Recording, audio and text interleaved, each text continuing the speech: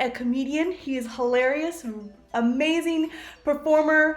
He also does poetry, just a really creative person all around.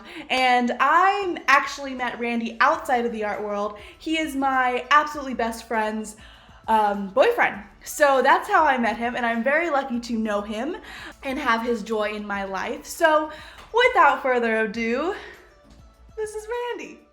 Yeah, it's me. But yeah, thank you so much for joining me and being on this little podcast thing that I'm doing. It's great because this is a way that I can just talk to my friends that I don't really get to talk to. So Exactly, right? No, thank you once again for having me. I'm sure this is gonna be so much fun. I love what you're doing right now. Thank you. Okay, so we're just gonna go ahead and just dive right into it. So for all of your fans out there and everyone listening, what is your first creative tip to be more creative, to be more, you? You or me? Yeah. Well, I don't know if I have fans per se. But so my first tip, I feel like for any other creative, like this would be tip number one. But for me, it took me a while to figure this out. And my first tip would be don't be afraid of collaboration. I was like, in terms of like poetry and like writing jokes, I was like so arrogant to the point where it's like, I don't need anyone's help. What I did is perfect, yada, yada, yada. But that's definitely not the case. And so you just get to a point where it's like, oh yeah, your friends know you to the point where they'll think of something that you didn't think of that works for your type of art. And it's honestly like one of the things I miss most about being quarantined and all that. Is just going to the bar with my friends and like just showing them jokes I've written, and they'll be like, "This is good, but did you think about it this way? Oh, this is good. Maybe say it this way." So yeah, never be afraid of collaboration, because you can't do it alone. You might think you can, and you have the idea, but if you want it to really, really be fleshed out, shop it around, get it out there. And I love that, because I think that a lot of people struggle with that of like, should I share my jokes with people before I go on screen? Should I ask for questions? Should I ask for help? As creatives, it's a very personal thing for us, So like, yeah, I really enjoy that tip, and I think I'm gonna write that one down too. Okay, number two. So yeah, to piggyback off what you just said about being personal, my second tip would be don't be afraid to be vulnerable, especially in poetry. Like, it all comes from the heart, and it is definitely scary, like getting on stage and saying really personal things about your life. But that's where the meat is, that's where the art comes from. And you're just up there telling your story, your way. And people, like 9 times out of 10, people will appreciate that even more. So yeah, second tip, definitely don't be afraid of being vulnerable, because people can relate to you in some way. They feel like they actually have a friend up there on stage that they're watching. So don't be afraid of being vulnerable. So do you remember the first time that you had to be vulnerable on stage? Is that like a clear cut? Were you doing material and then you switched to the vulnerability side? Did you see growth in that aspect of your creative material? Yeah, I mean, this one kind of goes more along the lines with poetry, because I don't know, I just write sad stuff. So yeah, I don't know, but when I had to be vulnerable on stage, I could feel my tone change, because I was saying stuff that was true to me and not kind of embellishing it a little bit like you would in a stand-up. But yeah, in poetry, yeah, the intensity kind of changes. At least it does for me when I'm on there saying something personal and having the audience react to it in a positive way. Yeah, that's awesome. Okay, Tip number 3. Tip number 3: study other mediums. A lot of times, I feel like we kind of get stuck in a vacuum of whatever medium we're in. But no, it's a good idea to just kind of step outside that and see what other people are doing, like how you have me on the show right now. But yeah, so like if you're like into poetry, like maybe you read some nonfiction for a little bit.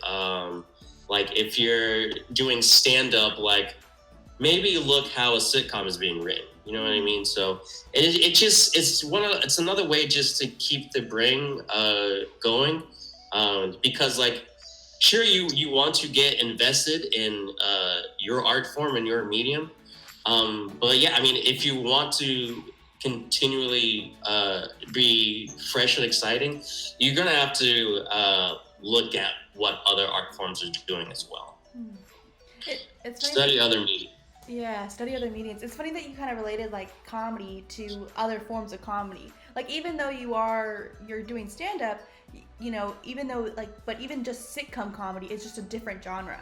I love how Yeah. like in my mind like that's so similar but so different, and how much you can learn just from like this is your box and this is the box right next to it. But look into it, see what they're Exactly, doing. exactly. Pull from, Yeah, like, yeah, and that actually everywhere. like goes back to collaboration, because like all sitcoms have writers' rooms, so it's not just like the one person.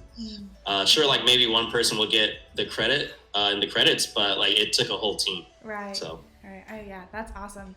Okay, tip number 4. Tip number 4. I'm really bad at tip number keeping count 4. on We these can count. We things. can count today. We can count.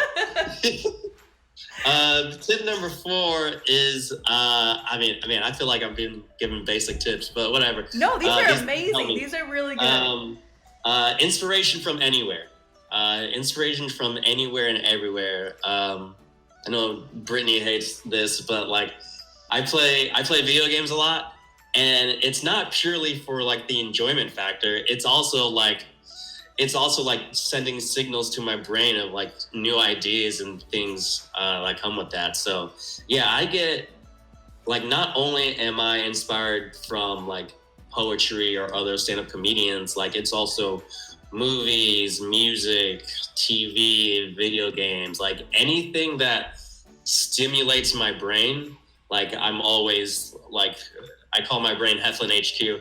Heflin HQ is always working, you know what I mean? So yeah, it's just anywhere you can just look at something and it's like, oh, I can make a joke about that. Like that's observational humor. So yeah, anything and anywhere, get inspiration from it. Yeah, if you like you said observational humor. I know there's like different types of comedy within stand up and just being on stage. You use kind of different techniques. What would you classify your comedy as? Do you have a classification, or is it kind of just vulnerability and just you? I think yeah, it is like it's towing a line. It's towing a line between like observational with like a dash of self-deprecating. Like I don't rip myself to shreds or anything, but like I do make fun of myself. But I mean, yeah, I that's think like good though, 'cause observational, a little self-deprecating, sometimes like absurdist humor. But I don't know. I haven't really thought about it. I don't know what I would classify myself. I guess those are the main 3 I would do. Yeah, those are great. I love that. And like the point about like kind of like making fun of yourself, I think that I do that in my own art form, and like not in a different way, right? Because like something will happen in your life and you're like, that would be a funny moment in a script, even though it's making fun of myself. But like, Right. yeah.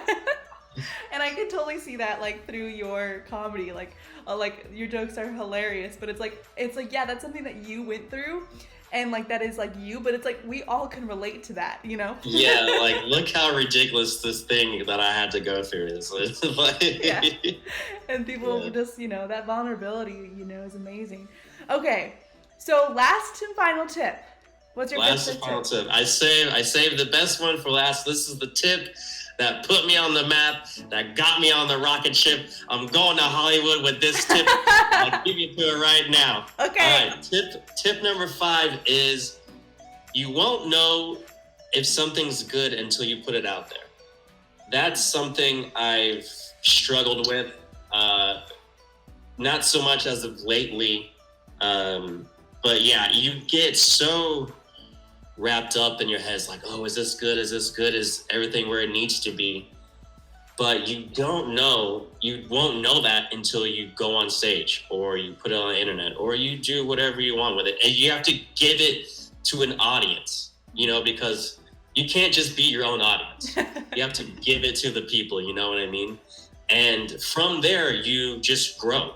You take the feedback, you take the criticism, you mold it into something productive, and then you do it again, and then you do it again, and you do it again. Like you can't let the fear hold you back. And that's what I did for a long time until I was like, you know what, like I've been talking about doing stand-up for a long time now. It's time for me to just do it. I wrote my jokes down. We're just gonna put it out there.